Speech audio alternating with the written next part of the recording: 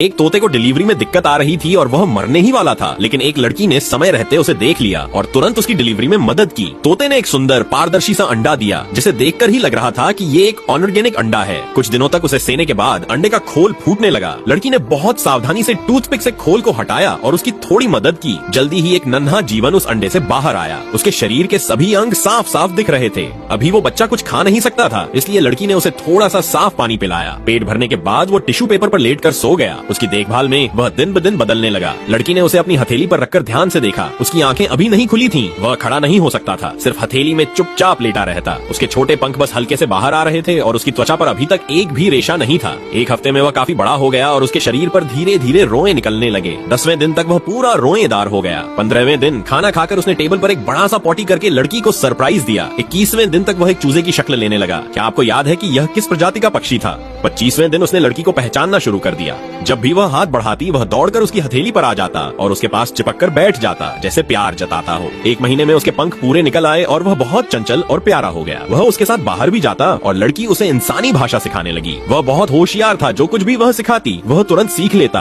2 महीने में वह एक सुंदर, पतला दुबला, आकर्षक और सजीला तोता बन गया। लेकिन एक बात का पछतावा लड़की को था, उसे इंसानी भाषा सिखाना। सुबह सुबह वह खुद उसके बिस्तर के पास आकर उसे उठाता। अगर वह ध्यान नहीं देती तो वह लगातार बड़बड़ करता रहता, जैसे कोई माँ सुबह सुबह अपने बच्चे को उठाकर कह रही हो, उठ जा, खाना खा ले। उसने उसे समय पर उठाकर ऑफिस पहुंचाने में मदद की, इसलिए लड़की ने उसे एक सुंदर सा कीचेन गिफ्ट किया। इस तारीफ के बाद वह आईने के सामने जाकर खुद को निहारता रहा। जो तोता कभी डिलीवरी में फंसा था, आज उस लड़की की देखभाल में बड़ा होकर सिर्फ एक पालतू जानवर नहीं रहा, बल्कि उसके जीवन का हिस्सा बन गया है। एक ऐसा साथी जिसने उसे ढेर सारी खुशियां और प्यार दिया है।